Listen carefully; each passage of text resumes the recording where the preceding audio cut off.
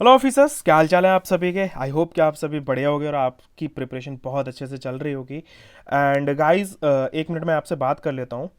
पहली चीज़ तो ये गाइस, देखो, जो भी कोई भी कंपटीशन एग्जाम देने की प्रिपरेशन कर रहे हैं, इधर वो एनडीए हो, सीडीएस हो, सीए पीएफ हो, ठीक है, कोई भी कंपटीशन एग्जाम, और उनको अपनी जीएस स्ट्रांग करनी है, चाहे पॉलिटी हो, हिस्ट्री हो, ज्योग्राफी हो, ठीक है, तो वो इस चैनल को सब्सक्राइब करो, क्योंकि इस चैनल पर आपको बेस्ट क्वालिटी कंटेंट मिलेगा।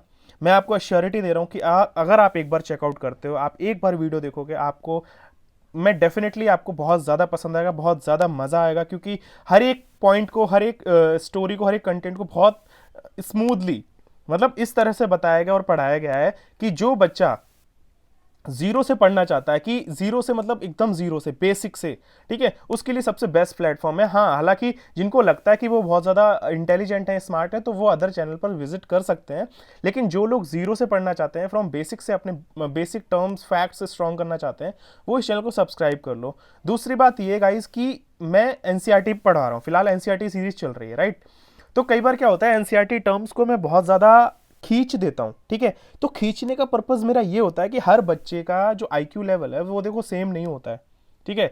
तो काफ़ी बच्चे, बहुत मतलब कोई बार, कई बार क्या होता है, काफ़ी बच्चे ना कोई भी चीज़ को 2 बार या 10 बार बताने पर समझ में आता है, काफ़ी बच्चों को एक बार में समझ में आ जाता है, ठीक है। क्योंकि बहुत सारे ऐसे बच्चे हैं, इवन मैं भी ऐसा था, कि स्कूल्स वगैरह में काफ़ी बार ऐसी चीज़ जो मुझे समझ नहीं आती थी, लेकिन मेरी हिम्मत नहीं हो पाती थी मैं टीचर से वापस से पूछ लूँ, ठीक है। और ऐसे बहुत सारे बच्चे अभी भी हैं जो कि स्कूल्स वगैरह में नहीं पूछ पाते हैं। तो उनके लिए है कि हर एक टर्म को बहुत अच्छे से एक्सप्लेन किया है, तो आप इस चैनल को चेकआउट करो। हर एक प्लेलिस्ट अवेलेबल है, आप चेकआउट कर सकते हो, उसके लिंक्स जो है आपको डिस्क्रिप्शन बॉक्स में मिल जाएंगे। और दूसरी बात, अगर आप कमेंट करोगे, कोई भी आपका डाउट है, क्वेरी है, तो आपको उस पर रिप्लाई मिल जाएगा, ठीक है। नेक्स्ट, इसके बाद हम आगे बढ़ते हैं। तो इस चैप्टर का जो नाम है वो है वाटर, यानी वाटर के बारे में हम पढ़ने वाले हैं, ठीक है। अब वाटर का देखो, जब भी वाटर का कहीं भी नाम आता है ना, वाटर का जिक्र आता है, कुछ पिक्चर्स हैं, कुछ टर्म्स हैं, कुछ नाम, कुछ ऐसी चीज़ें जो हमारे दिमाग में हमेशा आती हैं, या फिर उन वाटर से रिलेटेड चीज़ें हमने हमेशा करी हुई हैं। जैसे कि मैं बात करूं, अगर वाटर का नाम लेता हूं, तो वाटर के रिसोर्सेज, वाटर के सोर्सेज क्या होते हैं, हमारे दिमाग में आता है नदियाँ, तालाब, पॉन्ड्स, ठीक है, लेक्स, वेल, ओशियन, सी, ठीक है। ये ऐसी पिक्चर्स हमेशा हमारे दिमाग में आती हैं, या फिर बारिश का होना, वाटर टैप्स ओपन होना, मतलब वाटर टैप्स, ये कुछ ऐसी चीजें हैं, कुछ ऐसे हैं कि वाटर का मतलब, अगर वाटर से रिलेटेड कोई भी बात होती है, तो इन चीजों का जिक्र हमेशा होता है, ठीक है। दूसरा, हमसे रिलेटेड, वाटर से रिलेटेड क्या चीजें हैं, अब हम चाहे कहीं भी जाते हैं, जैसे हमने ऐसी बहुत सारी शरारतें, बहुत सारी हरकतें ऐसी करी हैं बचपन में, जैसे कि बारिश हो जाती है तो जो फर्श पे, छतों पर पानी भर जाता है, उसमें हम फ्लोट करते हैं, छोटे छोटे बचपन, मतलब बचपनों में हम ऐसा कम करते हैं, ठीक है। तो और हम क्या करते हैं, पानी उछालते हैं, ठीक है, गंगा नदी पर, मतलब जहाँ जैसे रिवर्स होती हैं, जो हमारी रिलीजियस रिवर है गंगा नदी, वहाँ पर हम अपने पेरेंट्स के साथ जाते हैं, तो वहाँ पर नहाते वगैरह हैं। तो कुछ ऐसी चीज़ें होती हैं जहाँ पर हम इंजॉय करते हैं, पूरा इंजॉय करते हैं। तो कुछ ऐसी चीज़ें होती हैं जो वाटर से रिलेटेड होती हैं। अब वाटर से रिलेटेड और भी कौन कौन से टर्म्स आते हैं, देखो, अगर मैं पढ़ाई के हिसाब से चलूँ, तो जैसे वेव्स हो गया, टाइड्स हो गया, ठीक है। और दूसरी बात मैं बात करूं कि फ्रेश वाटर की बात करता हूं, तो फ्रेश वाटर जो ह्यूमन बॉडी के लिए, ह्यूमन यानी लिविंग ऑर्गेनिजम्स के लिए जो वाटर की ज़रूरत है, वो कितने अमाउंट में अवेलेबल है हमारी धरती पर, ठीक है। हर एक टर्म के बारे में हम बात करने वाले हैं। तो चलिए शुरू करते हैं। तो मैं बस आपसे ये कह रहा था कि जो वाटर की बात करते हैं, तो हम बहुत सारी ऐसी शरारतें बचपन में भी करते हैं। इवन हम अपने बड़े लोग हैं, जैसे चाहे गर्ल्स हों, बॉयज़ हों, या पेरेंट्स हों, बीचेस वगैरह पर जाते हैं, गोवा वगैरह में, तो वहाँ पर एक बहुत शानदार नज़ारा होता है, ठीक है। अब आगे चलते हैं। देखो, वाटर, ये तो हो गई, ये एक ऐसी जनरल बात हुई जो कि हम हमेशा करते हैं, या हमसे रिलेटेड वाटर की एक लाइफ स्टोरी कनेक्ट होती है, ठीक है। अब नेक्स्ट आता है वाटर साइकिल। अब वाटर साइकिल क्या होता है, वाटर साइकिल आपने हमेशा सुना होगा, हमेशा अपने पेरेंट्स से, इवन मम्मी पापा से, या फिर जो बचपन में स्कूल्स में टीचर्स से आपने सुना होगा। वाटर साइकिल क्या है, एक जगह है, मान लो एक ऐसा पॉन्ड है, एक ऐसा होल है, ऐसा गड्ढा है जहां पर पानी भरा हुआ है। अब सपोज गर्मियों का टाइम है, ठीक है, धूप है, सनलाइट है, सनलाइट हीट रिलीज करती है, ठीक है, ठीक है। उस हीट, उस गर्मी की वजह से वो जो स्टोर्ड वाटर है, वो क्या करता है, वो रिलीज, मतलब वो इवेपोरेट होता है। इवेपोरेट होकर कहाँ जाता है, आराम से जाके ऊपर एक बादल के फॉर्म में, देखो, सबसे पहले वो गड्ढे से जो पानी स्टोर्ड है, वो हीट की वजह से इवेपोरेट हो रहा है, छोटे छोटे वाटर ड्रॉपलेट्स में, वो इवेपोरेट होकर ऊपर जा रहा है, और एक किसकी फॉर्मेशन ले रहा है, एक बादल बन रहा है, ठीक है। एक बादल बनता जा रहा है लगातार, ये चीज प्रोसेस चल रही है। और जैसे जैसे जो बादल की फॉर्मेशन में कन्वर्ट होता है तो वो बादल क्या करता है, और वो जो वाटर ड्रॉपलेट्स हैं धीरे धीरे ठंडी होती हैं, ठीक है, ठंडी होती हैं, और एक टाइम ऐसा आता है जो वाटर ड्रॉपलेट्स कंटिन्यू उस बादल में एब्जॉर्ब होती रहती हैं, और एक टाइम ऐसा आता है कि वाटर ड्रॉपलेट्स की वजह से वो बादल इतना हैवी हो जाता है, वो उस वाटर ड्रॉपलेट्स को होल्ड नहीं रख पाता है, और जब एक बड़े अमाउंट में, एक एक्सेस अमाउंट में जब वो वहां पर वाटर ड्रॉपलेट्स होल्ड हो जाती हैं, तो जब वो होल्ड नहीं कर पाता है वो बादल, ठीक है, तो वो कहीं ना कहीं बरस जाता है, और वो रेन की फॉर्म में, और वो वापस कहां आ जाता है, धरती पर आ जाता है, ठीक है। तो यही एक वाटर साइकिल होती है। सिंपल सी बात है कि भाई वाटर एक जगह स्टोर्ड है, वो इवेपोरेट हुआ, ऊपर गया, बादल बने, बादल बने, वो लगातार इतना ज्यादा पानी उसमें होल्ड हो चुका कि वो बारिश के फॉर्म में वापस से जमीन में आ गया, इसी को एक वाटर साइकिल कहते हैं। अब सपोज यहां पर जो मैंने आपको बताया वही इस थ्योरी में लिखा है, the sun's heat cause evaporation of water vapour into vapours, ठीक है, evaporation of water into vapours, when the water vapour cools down it condense and forms clouds. देखो जो कंडेंस मतलब, देखो यहां पर आप इस पिक्चर को आप देख रहे होगे कि ये कलेक्ट वाटर कलेक्शन है, ठीक है, ये इवेपोरेट हुआ, इसको इवेपोरेशन कहते हैं, फिर ऊपर जो वाटर ड्रॉपलेट्स हैं वो ठंडी हो जाती हैं, कूल डाउन हो जाती हैं, और वो बादल के फॉर्मेशन में कन्वर्ट हो जाती हैं, उसको कंडेंसेशन कहते हैं, और वापस से जब वो इतना ज़्यादा हैवी हो जाता है बादल और वापस से बरस जाता है बारिश में, उसको हम कहते हैं प्रेसिपिटेशन, ठीक है। From there it may fall on the land और sea in the form of rain, snow और स्लीट, यानी कि ये कई बार क्या होता है जब आसमान में जो बादल के फॉर्मेशन में, चाहे वो वाटर ड्रॉपलेट्स बरसात के थ्रू आए या फिर चाहे स्नोफॉल के थ्रू आए, मतलब किसी भी फॉर्म में वो जमीन पर आएंगी, लेकिन वो आएंगी, ठीक है, क्योंकि ये साइकिल है। The process by which water continuously changes its forms and circulates between ocean, atmosphere and land is known as water cycle। तो ये ओशियन, एटमॉस्फेयर और लैंड, इन तीनों के कॉम्बिनेशन से एक वाटर साइकिल बनती है, ठीक है। तो यही है अपनी वाटर साइकिल। अब बात आती है our earth is like terrarium. Terrarium क्या है? देखो टेरेरियम यहां पर यह बताया गया है कि सपोज आपने ऐसे बहुत सारे म्यूजियम्स ऐसे जहां पर सजावट हुई होती है, जैसे बड़े बड़े रेस्टोरेंट्स, कैफे में, वहां पर पेड़ पौधे आर्टिफिशियल यूज किए जाते हैं। वो क्या होता है उनमें, देखो एक सपोज एक जार लेते हैं, कंटेनर लेते हैं कांच का, उसमें मैंने मिट्टी भर ली, नीचे खाद वगैरह भर ली, और यहाँ पर पेड़ पौधे लगा दिए, और उन पर पानी का छिड़काव कर दिया, जो भी पानी, जितनी भी पानी की उस पौधे को नीड थी, और ऊपर से मैंने ढक्कन लगा दिया, और उसको मैंने कहीं पर बालकनी वगैरह में रख दिया। अब उस बालकनी से, यानी कि वो हीट जो सन है, उसकी हीट उस कांच, उस कंटेनर, उस जार पर पड़ रही है, जार पर पड़ रही है, यानी कि जो वाटर अंदर मैंने उसको डाला है पेड़ पौधे के लिए, आर्टिफिशियल जार, यानी कि एक आर्टिफिशियल मैंने ऐसा एनवायरनमेंट, ऐसा नेचर क्रिएट कर दी उस जार के अंदर कि वो जो पानी मैंने अंदर डाला था वो उस हीट की वजह से इवेपोरेट हुआ और जाकर ऊपर ढक्कन पे चिपक गया, और जैसे ही वो पानी ठंडा हुआ, वो जो हीट की वजह से इवेपोरेट होकर ढक्कन पर चिपक गया जाके सारा, और जैसे ही वो पानी ठंडा हुआ वापस से बूंद बूंद करके नीचे गिर गया। तो एक वहां पर उस जार के अंदर मैंने एक आर्टिफिशियल वाटर साइकिल क्रिएट कर दी, एक आर्टिफिशियल नेचर क्रिएट कर दिया। उसी तरह से यहां पर यह बताया गया कि हमारी धरती भी उस जार की तरह है कि जहां पर पानी स्टोर्ड है, वापस से ऊपर गया इवेपोरेट होके, फिर वापस से ठंडा हुआ और फिर नीचे आ गया। तो टेरेरियम उसको कहते हैं एक आर्टिफिशियल। तो यहां पर आप देख सकते हो लिखा है it is an artificial enclosure for keeping small house plants, ठीक है। तो our earth is like terrarium, the same water that existed centuries ago still exist today. अब यहां पर इस टर्म का मतलब क्या है कि एक ऐसा वही पानी जो कि सालों पहले यानी सेंचुरीज पहले अवेलेबल था, वही पानी आज भी है।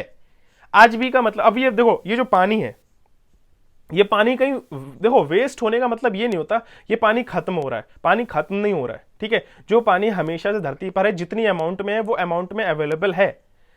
डिपेंड करता है कि हो सकता है वो पानी किसी और फॉर्मेशन में कन्वर्ट हो जाए। सपोज मान लो एक गिलास फ्रेश वाटर है जो कि हम पीते हैं, मैंने क्या किया, वो एक गिलास वाटर छत पे रख दिया धूप में, धूप में मतलब इवेपोरेट हो गया, इवेपोरेट होकर आसमान में चला गया, आसमान से जाके वो बारिश में कन्वर्ट हो जाएगा, बारिश से वापस से वो कहीं स्टोर हो जाएगा जाके। तो ये बस क्या हुआ, एक फ्रेश वाटर जो कि पीने वाला था वो कन्वर्ट हो गया एक सिंपल वाटर में, यानी जो नॉर्मल जो भी पानी होता है उसमें जाकर मिक्स हो गया। तो फ्रेश वाटर की कमी हुई ना, लेकिन पानी तो है।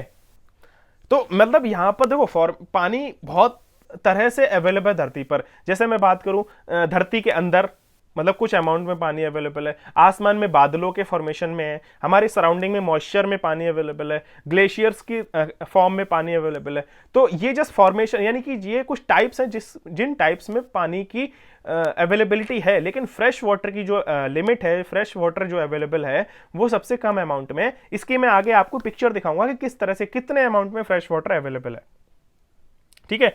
तो द वाटर, तो यहां पर बस इतना मतलब the same water that existed centuries ago still exist today. Obviously वो जो पानी सालों पहले था वो आज भी है। तो पानी ऐसा नहीं कि धरती छोड़कर स्पेस में चला गया, मार्स पर चला गया, जुपिटर पे चला गया, ऐसा नहीं है। वो पानी धरती पर ही है, लेकिन बस उसका फॉर्मेशन बदल गया, उसकी एक इमेज बदल गई। एक फ्रेश वाटर से वो एक वेस्ट वाटर बन गया, एक सीवेज वाटर बन गया, एक तालाब में पानी चला गया वो वाटर बन गया, लेकिन वो फ्रेश वाटर नहीं रहा। वो अलग बात है कि हम ह्यूमंस ने अपनी ज़रूरत के अकॉर्डिंग मशीन्स, ऐसी टेक्नोलॉजी डेवलप कर ली कि हम एक गंदे पानी को भी फिल्टर करके फ्रेश करके पी सकते हैं, वो एक अलग बात है। लेकिन नेचुरल फ्रेश वाटर की बात करें तो बहुत कम अमाउंट में अवेलेबल है। ठीक है, नेक्स्ट आता है the water use to irrigate a field in Haryana may have flowed down the Amazon river 100 years ago. यहां पर बताया गया कि हरियाणा में एक ऐसी फील्ड जो खेती होती थी, उसको इरिगेट करने के लिए जो पानी यूज होता था, शायद वो फ्लोड होके कहां जाता है, अमेजोन रिवर में, सालों पहले। ये बहुत जनरल बात कही गई है। अब मैं बात कर रहा हूं major source of fresh water क्या है। फ्रेश वाटर के मेजर सोर्सेज क्या है। फ्रेश वाटर के सोर्सेज अगर आपसे पूछ लिए जाए, चाहे वो एमसीक्यू में पूछे जाए, चाहे 1 नंबर के क्वेश्चन पेपर में 7th क्लास के बच्चों से पूछा जा सकता है, तो फ्रेश वाटर के जो मेजर सोर्सेज हैं वो rivers, ponds, springs and glaciers. ठीक है, the ocean bodies and the seas contain salty water, यानी कि जो ओशियन, जो समुद्र हैं, ठीक है, जो ओशियन, जो सी है, वो क्या कर रहे हैं, वो सॉल्टी वाटर को कंटेन किए हुए हैं, यानी कि वहां पर सॉल्ट अवेलेबल है। The water of the ocean is salty और saline as it contains large amount of dissolve salt. एक ऐसा सॉल्ट होल्ड करके रखे हुए हैं जो कि सॉल्ट डिजोल्व हो सकता है, जो पानी में आराम से, और वो उसको कोई प्रॉब्लम भी नहीं है। और वो किस तरह का सॉल्ट हो सकता है, most of the salt is sodium chloride और द कॉमन टेबल सॉल्ट, जो कि हम खाते हैं। ये आप यहाँ पर पिक्चर देख सकते हो, कुछ इंपॉर्टेंट ओशियंस वगैरह यहाँ पर दिखा रखे हैं। इंडियन ओशियन हो गया, अपना साउथ अटलांटिक ओशियन हो गया, पैसिफिक ओशियन हो गया, नॉर्थ अटलांटिक ओशियन हो गया। ये कुछ इंपॉर्टेंट पिक्चर्स में ओशियंस की पिक्चर दिखाई गई है। नेक्स्ट अपना टॉपिक आता है डिस्ट्रीब्यूशन ऑफ वाटर बॉडीज।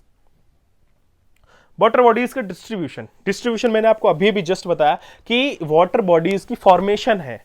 अब कुछ ऐसे पार्ट्स हैं जिनमें वाटर को डिवाइड किया गया है, जैसे कि ओशियन का जो पानी है ना, ओशियन का पानी, देखो आपने हमेशा बचपन में सुना होगा अपने पेरेंट्स वगैरह से कि अपनी जो धरती है ना, अगर हम उसके 4 हिस्से करते हैं तो 3 हिस्सों में पानी है और 1 हिस्से में लैंड एरिया है। ये आपने सुना है। तो यानी कि पानी बहुत ज्यादा अमाउंट में धरती पर है। तब भी हम ये कहते हैं कि इस पानी को वेस्ट मत करो, यूज करो। क्यों कहते हैं? इसके पीछे का सिर्फ वही एक रीजन है कि पानी हर तरह से अवेलेबल। देखो 3 हिस्सों में पानी होने का मतलब ये नहीं है कि कहीं एक बॉक्स है या कंटेनर है जहां पर इतने ज्यादा अमाउंट में पानी भरा हुआ है, ऐसा नहीं है। मैंने आपको बताया कि पानी की फॉर्मेशंस हैं, वो ग्लेशियर के रूप में हो सकती हैं, वो धरती के अंदर हो सकती हैं, वो ग्राउंड वाटर आइस कैप्स हो सकती हैं, ओशियन हो सकते हैं, उसके बाद एटमॉस्फेयर में हो सकता है, रिवर्स में हो सकता है। ठीक है, फिर आता है एक फ्रेश वाटर जो कि हम पीते भी हैं। अब यहां पर एक और बात कही गई है कि अगर इतने ज्यादा अमाउंट में पानी अवेलेबल है, फिर भी ऐसे देश, ऐसे स्टेट, ऐसी कॉन्टिनेंट्स हैं जो पानी की कमी को मतलब पानी की कमी की वजह से सफर कर रहे हैं अभी भी। तो ऐसा क्यों है? जबकि अपनी धरती पर इतना ज्यादा अमाउंट में पानी है, फिर भी क्यों सफर कर रहे हैं? क्योंकि वही बात है कि पानी है, ठीक है, लेकिन वो अलग अलग फॉर्मेशंस में है। जैसे कि मैं बताऊं, ओशियन का यहां पर लिखा है 97.3%। तो 100% में से 97.3% पानी ओशियन है। ओशियन का पानी सॉल्टी है। सॉल्टी पानी हम ना ही तो पीने में यूज कर सकते हैं, ना ही कहीं पर कुछ भी यूज कर सकते हैं, क्योंकि उसमें इतने बड़े लेवल पे सॉल्ट अवेलेबल है कि उसका कोई यूज नहीं हो सकता उस पानी का। ठीक है, तो अब 97.3 ओशियन वाटर सॉल्टी है, तो अब कितना पानी बचा? यानी कि करीब करीब 2.7%। अब 2.7% जो पानी है धरती का, उसको भी कितने टर्म्स में फॉर्मेशन करी गई है? इसमें से कुछ परसेंट ग्राउंड वाटर होगा, कुछ परसेंट आइस कैप्स होंगे। आइस कैप्स मतलब जो माउंटेन्स पे बर्फ की फॉर्मेशन में अवेलेबल है पानी, ठीक है। कुछ पानी फ्रेश वाटर होगा, कुछ इनलैंड सीज मतलब सॉल्ट लेक्स होंगी, वहां पर होगा। एटमॉस्फेयर में होगा कुछ पानी जो कि मॉइस्चर यानी कि ड्रॉपलेट्स के रूप में, ठीक है। कुछ पानी रिवर्स में होगा। इस तरह से 2.7% वाटर में। अब फ्रेश वाटर देखो, जो पीने के अकॉर्डिंग फ्रेश हो सकता है, वो कितना है? 0.009%। और इसीलिए कहते हैं गाइस कि पानी वेस्ट नहीं करना चाहिए, ठीक है, आराम से इस्तेमाल करो, बिन मतलब के पानी को वेस्ट ना करो, क्योंकि ये जो फ्रेश वाटर है ये इसका एंड है कभी ना कभी। ठीक है, और तो यही था डिस्ट्रीब्यूशन ऑफ वाटर बॉडीज की, इतने फॉर्मेशन में पानी है तो आप प्लीज वेस्ट ना करो। और हाँ, दूसरा क्वेश्चन ये था कि भाई और देश और कंट्रीज और कॉन्टिनेंट्स क्यों सफर कर रहे हैं पानी की वजह से, क्योंकि ऐसा नहीं है कि वहां पर पानी हर जगह है, लेकिन वहां पर हो सकता है पानी का फॉर्मेशन किसी और रूप में हो सकता है वहां पर ऐसे फ्रेश वाटर की अवेलेबिलिटी ना हो सकता है कि ऐसे कई ऐसे देश हैं जहां पर पानी, वो देश पानी की तरफ, मतलब उसके तीनों तरफ, उसके चारों तरफ पानी पानी, ओशियंस हैं, लेकिन वो उस ओशियन के पानी को पी नहीं सकते, फ्रेश वाटर की कमी है। ठीक है, पानी तो है लेकिन वो फ्रेश वाटर की कमी है वहां पर, वो पीने के लिए, वो जीने के लिए वो पानी हमारे लिए अच्छा नहीं है, इसलिए वो उस देश पानी की कमी को सफर कर रहा है। ठीक है, नेक्स्ट आता है water is absolutely essential for survival, obviously water alone can quench our thirst when we are thirsty. तो पानी बहुत ज़्यादा इंपॉर्टेंट है, बहुत एसेंशियल है हमारे जीने के लिए, और पानी की प्यास को पानी ही बुझा सकता है, दूध या कोई ऐसा जूस जो है हमारी पानी की कमी को पूरी नहीं कर सकता, इसलिए पानी की ज़रूरत हमें पड़ती है। Now don't you think we are wasting a precious resources when we use water carelessly? Obviously हम वेस्ट करते हैं अगर हम केयरलेसली उस पानी को यूज़ करते हैं तो। नेक्स्ट आता है ओशियन सर्कुलेशन। ओशियन सर्कुलेशन का मतलब ये है कि पानी, यानी जो ओशियंस है, ओशियन में जो पानी है, ओशियन हो गया, सी हो गया, इनमें जो पानी है बड़े अमाउंट में, इसके मूवमेंट को कहा गया है ओशियन सर्कुलेशन। ओशियन सर्कुलेशन तीन तरह से होता है, waves, tides and ocean currents. तीन फॉर्म में ये ओशियन सर्कुलेशन होता है, यानी कि ओशियन में जो पानी की मूवमेंट होती है वो तीन तीन फॉर्मेशंस में होती है, वेव्स में होती है, टाइड्स में होती है और करेंट्स में होती है। लेकिन इससे पहले एक बात कर लेते हैं कि यहां पर लिखा है there is something magical about walking bare feet on the sea shore. Sea शोर का मतलब यहां होता है कि समुद्र या जो ओशियन सी है उसके किनारे जो बीचेस वगैरह होते हैं, इवन गोवा के अगर एक व्यू लेते हैं, एक एग्जांपल लेते हैं, तो वहां पर नंगे पांव उस मिट्टी पर, उस गीली मिट्टी पर, उस बीच पर आप अगर वॉक करते हो शाम के टाइम, सनसेट के टाइम, तो आपको बहुत अच्छी फीलिंग मिलती है, बहुत अच्छी वाइब्स आती हैं आपको, तो एक मैजिक है वहां पर। ठीक है, the wet sand on the beach, obviously उस गीली मिट्टी पर, वहां पर चिड़ियों पंछियों का चहचहाना शाम के time, the smell of the salt, उस खारे पानी की स्मेल, एंड उस वहाँ का जो एनवायरनमेंट है, एटमॉस्फेयर है, हवा है, वो म्यूजिक है उन वेव्स का जो फ्लो कर रही हैं उस समुद्र में शांति से। ठीक है, तो ये सब चीज़ें बहुत फैसिनेटिंग है, बहुत ज़्यादा हमें पीस प्रोवाइड करती हैं, बहुत शांति मिलती है, बहुत रिलैक्स फील करते हैं। तो यही है ओशियन सर्कुलेशन। ठीक है, तो ये तीन तरह से मूव होता है, वेव्स, टाइड्स एंड करेंट्स के बारे में। सबसे पहले हम बात करने वाले हैं वेव्स के बारे में। वेव्स क्या है? देखो, मैंने तो नहीं, मैं तो आज तक खैर गोवा वगैरह गया नहीं हूँ, लेकिन हाँ काफ़ी बच्चे अगर गए होंगे तो आपने देखा हो, मूवीज़ में देखा होगा कि हम बीचेस वगैरह पे ना अपना नाम लिखते हैं, तभी एक वेव आती है और वह वेव उस नाम को मिटा देती है, और उसी को वेव कहते हैं। वेव क्या है? Just flow of water when the water on the surface of the ocean, when the water on the surface of the ocean, यानी कि ओशियन की सरफेस पे जो वाटर है राइज होता है, उठता है और फिर गिर पड़ता है, उसको वेव्स कहते हैं। वेव्स का मतलब क्या? देखो एक एग्जांपल देता हूं मैं आपको। ये ओशियन है, ठीक है, यहां पानी आराम से फ्लो हो रहा है। सपोज वेव क्या है? वेव आई, उठी और फिर से गिर पड़ी, फिर आई, फिर उठी, फिर से गिर पड़ी, यानी कि राइज हो रही है और वापस से फॉल हो रही है, यानी गिर रही है, उसी को वेव कहते हैं। ठीक है, तो during a storm the winds blowing at very high speed form huge wave. अब अगर आपसे पूछे एक ह्यूज वेव कैसे फॉर्म होती है, तो ये फॉर्म होती है एक बड़े तूफान, यानी कि एक स्टॉर्म अगर आता है, एक स्टॉर्म यानी कि एक तूफान आ रहा है, एक ऐसी विंड फ्लो हो रही है, यानी कि बड़े लेवल पे विंड फ्लो हो रही है, हवा, वो स्टॉर्म, वो हवा, वो तूफान, वो क्रिएट करता है एक हाई वेव, एक ह्यूज वेव। उसकी उस हवा की स्पीड, उस विंड की फ्लो करने की स्पीड ही क्रिएट कर देती है एक बड़ी वेव, एक ह्यूज वेव।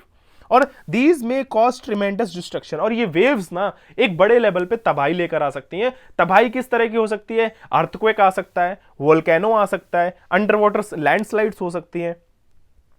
ठीक है, तो ये जो वेव्स है, जो ह्यूज वेव्स क्रिएट होती हैं, क्रिएट किसकी वजह से होती है? स्टॉर्म से। वो विंड, उसकी speed of flow of wind in सब चीज़ों की वजह से एक ह्यूज वेव क्रिएट होती है।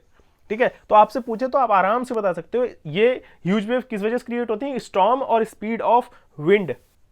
ठीक है, तो इन सब चीज़ों की वजह से, और इससे रिजल्ट क्या होता है समटाइम्स क्या होता है कि इतने बड़े लेवल पे विंड और स्टॉर्म्स क्रिएट होते हैं, और इतनी बड़े लेवल पे उस वजह से वेव्स क्रिएट होती हैं कि सुनामी तक भी आ जाती है। ठीक है, और huge tidal waves called tsunami. और क्या होता है जब ये लैंडस्लाइड्स या वोल्केनिक इरप्शन होते हैं, ये किस तरफ शिफ्ट हो जाते हैं, ये can shift large amount of ocean water, और इनका रिजल्ट क्या होता है, ह्यूज टाइडल वेव, जिसको हम सुनामी कहते हैं, that may be as high as 15 metre, यानी कि 15 मीटर ऊंचाई तक भी ये वेव्स जा सकती हैं। द लार्जेस्ट सुनामी मेजर करी गई है अभी तक 150 metre high. These waves travel, और ये जो वेव्स ट्रैवल करते हैं 700 किलोमीटर पर आवर। तो आप स्पीड देख सकते हो कि अगर मान लो विंड की जो स्पीड होगी वो कितनी हाई होगी कि वो एक ऐसी वेव क्रिएट कर देती है जिस वेव की स्पीड 700 किलोमीटर प्रति घंटा हो सकती है और 150 मीटर ऊंचाई तक जा सकती है। तो जब ये बड़े लेवल पे आती हैं तो ना अर्थक्वेक, वोल्केनो एंड लैंडस्लाइड्स होना बहुत लाजमी है, बहुत पॉसिबिलिटी बहुत आराम से है। ठीक है, तो अब यहाँ पर एक 2004 की सुनामी के बारे में बात करी गई है। इसमें क्या हुआ था कि एक बड़े लेवल पे सुनामी आई थी जिसमें बहुत बड़ा डैमेज हुआ था कोस्टल एरियाज में। वहां पर क्या हुआ था, अंडमान निकोबार आइलैंड में एक इंदिरा पॉइंट है जो कि सबमर्ज हो गया था उस सुनामी में। सबमर्ज का मतलब, मैं एग्जांपल दूं आपको, एक गिलास में पानी लेते हैं और वहां पर एक चम्मच नमक अगर डाल दें और मेल्ट मिक्स हो जाता है और पता भी नहीं चलता इस पानी में नमक है। उसी तरह से अंडमान निकोबार आइलैंड का जो इंदिरा पॉइंट था वो सबमर्ज हो गया था उस सुनामी में, आराम से गायब हो गया था, दिखना बंद हो गया था। ठीक है, तो ये कुछ आर्टिकल है एक जो सुनामी के बारे में 2004 की, और आप इसको एक बार रीड कर लीजिएगा। और हाँ, एक बर्ड है यहाँ पर हार्बर नाम से। तो हार्बर क्या है, हार्बर एक जापानीज, यानी कि सुनामी जो है एक जापानीज वर्ड है जिसका मतलब होता है हार्बर वेव्स। और हार्बर वेव्स क्या होती हैं, डिस्ट्रॉय करती हैं जब भी सुनामी आती है। ठीक है, तो हार्बर एक तरह से आप ऐसे कह लो कि एक पोर्ट की तरह होता है, मतलब सिमिलर मोस्ट लाइक पोर्ट होता है, लेकिन पोर्ट नहीं होता। पोर्ट मतलब आपको पता है जहाँ शिप्स वगैरह आकर स्टे करती हैं, रुकती हैं। ठीक है, तो हार्बर एक सेम सिमिलर लाइक पोर्ट होता है। बट आप यहाँ पर इस पिक्चर में देख सकते हो, यहाँ पर ये शिप खड़ी हुई है बाउंड्री पे। तो आप हाँ इस आर्टिकल को आराम से एक बार पढ़ लीजिएगा। ठीक है, इसको यहाँ पर कुछ एक आर्टिकल दिया हुआ है, कुछ इंपॉर्टेंट बात बताई गई है, आपको पता होनी चाहिए, इसलिए पढ़ लेना, स्किप मत करना। ठीक है, मैंने इसलिए स्किप कर दिया क्योंकि मैं चाहता हूँ कि आप एक बार खुद से भी कुछ करें, जिससे क्या होता है, देखो एक पढ़ाने वाला ना पढ़ाई देता है। मैं ऐसा नहीं कर रहा कि स्किप मैं कर रहा हूँ। अगर आपको ये मेरे थ्रू पढ़ना हो तो आप मुझे कमेंट जरूर कर देना, लेकिन मैं चाहता हूँ कि एक बार आप खुद से भी पढ़े, जिससे क्या होता है कि आपको खुद से चीज़ें समझ में आएंगी, आपकी एक अटेंशन क्रिएट होगी। ठीक है, आपके अंदर एक एक्टिवनेस आएगी। कई बार क्या होता है, हम चाहते हैं कि सब कुछ सामने वाला बता दे, सब कुछ पढ़ा दे, सब कुछ, तो जिससे क्या होता है हम ना सुनते भी हैं पर ध्यान से नहीं सुनते चीज़ें। तो ये बस इसलिए चाहता हूँ कि ये चीज़ें एक बार आप रीड करिएगा। ठीक है, अब मैं बात कर रहा हूँ टाइड्स के बारे में। देखो वेव्स और टाइड्स में क्या डिफरेंस है। वेव्स मैंने आपको बताया, ये पानी है, आराम से फ्लो कर रहा है, और ये आराम से उठा और फिर गिर पड़ा, फिर उठा फिर गिर पड़ा, ये वेव्स होती हैं। ये वेव्स आई, बहुत तेज वेव आई और गिरी और पानी फिर गिर गया, इस तरह से वेव्स होती हैं। लेकिन टाइड्स क्या होती हैं, टाइड्स रिदमिकली मूव करती हैं, आराम से ऐसे। ठीक है, तो टाइड्स में क्या रिदम होती है, rhythmic rise and fall of ocean water twice in a day called a tide. It is a high tide when water covers much of the shore while rising to its highest level. It is low tide when water falls to its lowest level, recedes from the shore. ये picture आप यहाँ पर देख सकते हो tides का। High Tide किस तरह से क्रिएट होती है, लो टाइड जब नीचे जाती है। ठीक है, ये पिक्चर से आप अवेयर हो जाओगे। और नेक्स्ट आता है कि कुछ टाइप्स होते हैं टाइड्स के। टाइड, देखो टाइड किस तरह से जनरेट होती है। टाइड्स जनरेट होती है कि सन और मून के ग्रेविटेशनल पुल के कारण टाइड्स का जनरेशन होता है, टाइड्स क्रिएट होती हैं। The strong gravitational pull exerted by the sun and the moon on the earth surface cause the tides. The water of the earth closer to the moon gets pulled under the influence of the moon's gravitational force and cause high tide. High tide कैसे create होती है, जो moon के सबसे करीब में जो पानी अवेलेबल होता है उससे ग्रेविटेशनल पुल क्रिएट होता है, जिस वजह से ग्रेविटेशनल फोर्स क्रिएट होता है, जिस वजह से हाई टाइड क्रिएट हो जाती है। क्योंकि अगर मान लो ये मून है, इसके सबसे करीब ये जो पानी है यानी कि डिस्टेंस है, अब ऐसा नहीं है कि आपकी छत के ऊपर मून है, आपके आसपास पानी है तो हाई टाइड क्रिएट हो जाएगी, ऐसा नहीं है। इस धरती पे किसी ना किसी एंड पर जहाँ पर सबसे ज़्यादा कम डिस्टेंस क्रिएट हो रहा होगा तो वहाँ पर हाई टाइड्स क्रिएट हो सकती हैं। ठीक है, यहाँ पर इसका ग्रेविटेशनल फोर्स ज़्यादा लग रहा है तो इसलिए हाई टाइड क्रिएट हो सकती है। ठीक है, during the full moon and the new moon days the sun and the moon the earth are in the same line and the tides are highest. तो जब अगर आपसे पूछे सबसे हाईएस्ट टाइड्स कब क्रिएट होती हैं, जब फुल मून होता है और उस दिन क्या होता है, मून सन और अर्थ तीनों एक लाइन में होते हैं, सेम लाइन में होते हैं, उस दिन हाईएस्ट टाइड्स क्रिएट होती हैं। These tides are called spring tides, इनको स्प्रिंग टाइड्स भी कहा जाता है। But when the moon is in its first and last quarter the ocean water gets drawn in diagonally opposite direction। ठीक है, the gravitational pull of sun and moon resulting in low tides, tides are called neap tides, इनको low tides और नीप tides भी कहा जाता है। ठीक है, high tides help in navigation, they raise the water level close to the shores. मतलब हाई टाइड्स क्या होती है, हाई टाइड्स मदद करती हैं, एज अ नेविगेशन काम करती हैं शिप्स के लिए जिनको एक किसी किनारे पर जाकर रुकना होता है या फिर शिप मतलब स्टे करना होता है, एक होल्ड लेना होता है। तो जो शिप्स वगैरह के जो कैप्टन्स वगैरह होते हैं वो इन हाई टाइड्स की मदद लेते हैं कई बार एक किनारा पकड़ने के लिए। सपोज अगर कोई ओशियन वगैरह में आप खो जाते हो और आपको कोई किसी किनारे पे मूव करना है तो आपको हाई टाइड्स पर ध्यान देना होगा। वो हाई टाइड्स किधर मूव करती हैं, हाई टाइड्स एक ओशियन है, वो कहीं पर कोई आइलैंड हो वहाँ के किनारे की तरफ मूव करती हैं। ठीक है, तो ये आपको किनारे पर ले जाएंगी हाई टाइड्स, अगर आपके पास नेविगेशन नहीं है, अगर आपके पास कंपास नहीं है। ठीक है, और हाई टाइड्स मदद किसकी करती हैं, फिशरमैन्स की भी करती हैं जो फिशिंग वगैरह करते हैं, क्योंकि मछलियां भी हाई टाइड्स की वजह से जो शोर्स होते हैं, शी शोर्स किसको कहा जाता है, किनारे जो होते हैं, जो जहाँ पर आइलैंड्स के किनारे होते हैं ना, तट होते हैं वहाँ उस तरफ मूव करती हैं। तो ये कुछ चीज़ें होती हैं। हाई टाइड्स, लो टाइड्स आप समझ गए होंगे। स्प्रिंग टाइड्स और नीप टाइड्स किसको कहा जाता है, इसमें मैंने आपको बता दिया। हाईएस्ट टाइड कब क्रिएट होती है, जब फुल मून और अपनी धरती सेम लाइन में होते हैं। ठीक है, उसके बाद मैंने आपको बता दिया यहाँ पर नीप टाइड्स किसको कहा जाता है। और आगे चलते हैं, अब नेक्स्ट आता है ओशियन करेंट्स के बारे में। ओशियन करेंट्स की आप एक बार पिक्चर देखो। ओशियन करंट कुछ इस तरह से ऑल ओवर वर्ल्ड में, मतलब जहाँ भी पानी है वहाँ पर इस तरह से फ्लो करता है। ठीक है, ocean currents are stream of water flowing constantly on the ocean surface in its definite direction. ठीक है, दो तरह का ओशन करंट होता है, वार्म ओशन करंट और कोल्ड ओशन करंट। ठीक है, नेक्स्ट आता है वार्म ओशन करंट आपको कहाँ पर देखने को मिलेगा, इक्वेटर की तरफ मूव देखने को मिलेगा, और कोल्ड ओशन करंट आपको पोल्स पर देखने को मिलेगा। The Labrador ocean current is cold current while the gulf stream is a warm current. ये ध्यान रखना ये वाला कुछ टर्म कि कोल्ड करंट क्या होता है, लैब्राडोर ओशन करंट जो होता है वो कोल्ड करंट होता है और gulf stream is a warm current. The ocean current influence the temperature condition of the area. Warm currents bring about warm temperature over land surface. ठीक है, लैंड सरफेस पे जो वार्म वाटर वगैरह available होता है वहाँ पर आपको वार्म करंट देखने को मिल जाएगा। The area where the warm and cold current meets provide the best fishing ground. तो जहाँ पर जो लोग फिशिंग करना पसंद करते हैं तो उनको ना मोस्टली कहाँ, जहाँ पर गर्म और कोल्ड यानी कि warm and cold current meet करते हैं वहाँ पर जाकर आप फिशिंग वगैरह कर सकते हो। ठीक है, seas around Japan and the eastern coast North America are such examples. ये कुछ ऐसे एग्जांपल्स हैं जहाँ पर आपको वार्म एंड कोल्ड करंट मिलते हुए, मीट करते हुए देखने को मिलेंगे। The areas where a warm and cold current meets also experience foggy weather. वहाँ पर आपको फॉगी वेदर देखने को मिलेगा, making it difficult for navigation. और वो जहाँ पर आप cold current and warm current मिलते हैं उस जगह पर आपको नेविगेशन करने में भी प्रॉब्लम हो सकती है। अब आता है एक्सरसाइज ऑफ दिस बुक की तरफ। तो कुछ क्वेश्चंस आते हैं जो कि लास्ट में आपको देखने को मिलते हैं, उनके आंसर्स मैंने यहाँ पर लिख दिए हैं। और इसके बाद मैंने एक और चीज़ आपके लिए छोड़ दी है, वो है आपको मैच द फॉलोइंग आपको खुद से करने हैं। बाकी मैंने सारे क्वेश्चंस सॉल्व करके यहाँ पर आपको दे दिए हैं। तो इसी के साथ हमारे चैप्टर का एंड होता है गाइज। और एक बात और, अगर मैंने आपकी लाइफ में इस चैप्टर के थ्रू या हमारे वीडियोस के थ्रू कोई वैल्यू ऐड करता हूं तो उसके बदले में आप मुझे क्या दे सकते हो, वो है सिर्फ एक लाइक एंड सब्सक्राइब।